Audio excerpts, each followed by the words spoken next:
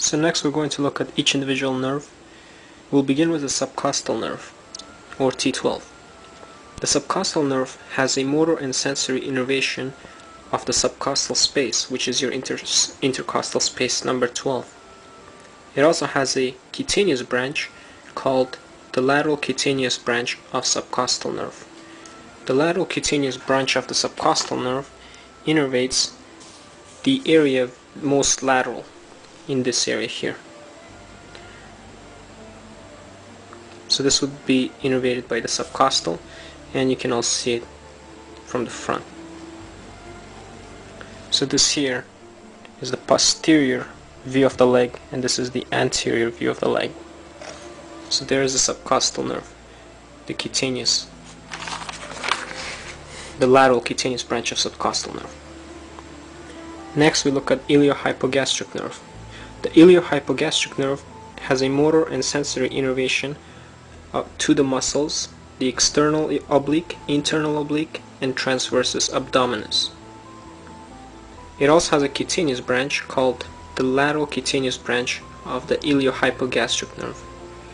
The lateral cutaneous branch of iliohypogastric nerve, you can see it on the posterior side of the leg, just above the gluteal region, medial to where the subcostal nerve was. So just in this area here.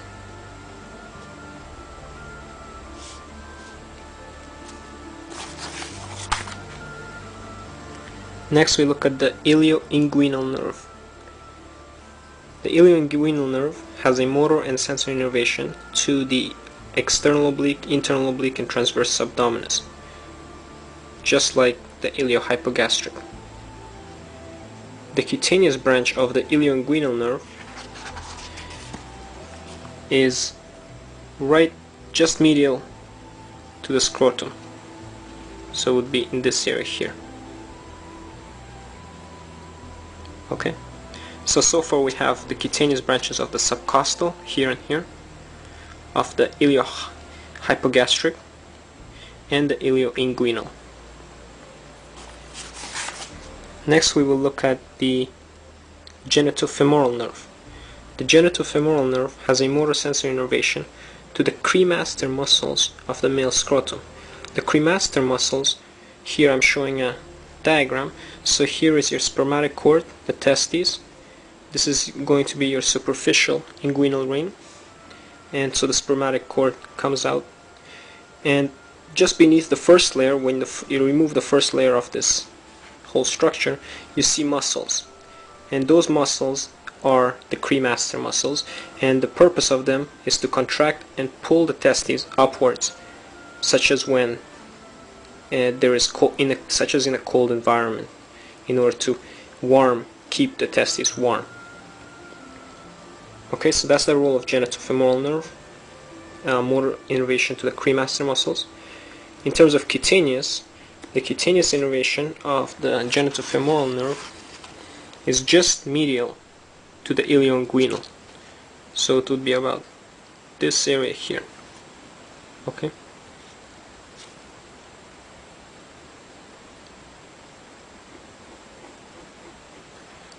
That is your genitofemoral. So next we're looking at the lateral cutaneous nerve of thigh. This nerve is going to innervate the lateral aspect of the thigh, so shown here. This area here is going to be innervated by the lateral cutaneous nerve of thigh. This is the anterior view. You can also see it on the posterior view. So this, since this is the lateral side, this here is now the lateral side, so it would be about here.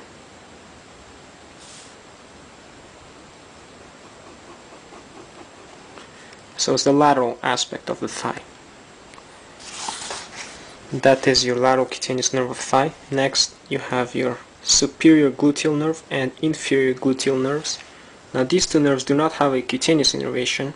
The superior gluteal nerve has a motor and sensory innervation to the tensor fascia lata, gluteus medius, and gluteus minimus.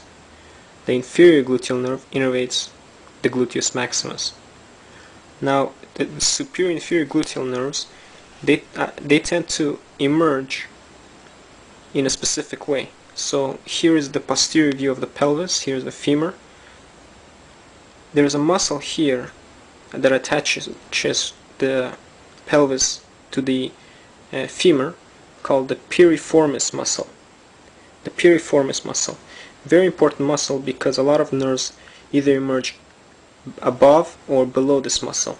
So in this case, the superior gluteal nerve, here it emerges above this muscle, therefore called superior, and inferior gluteal nerve below, inferior. So that there is your inferior gluteal nerve, here is your superior gluteal nerve.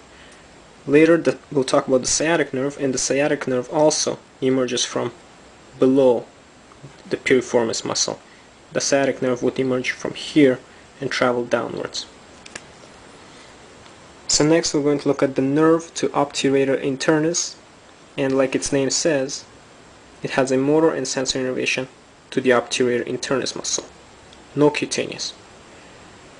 Next, the nerve to quadratus femoris, again, innervates quadratus femoris muscle, no cutaneous.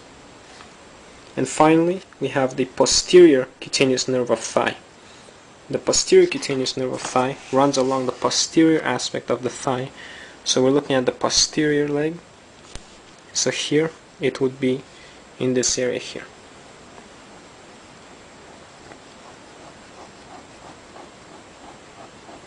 This is your posterior cutaneous nerve of the thigh. So once again, as a review of what we've learned so far, here was the subcostal nerves cutaneous branch. Then you had the iliohypogastric. Here you had the ilioinguinal. You had the genitofemoral, the lateral cutaneous nerve of thigh, and the posterior cutaneous nerve of thigh.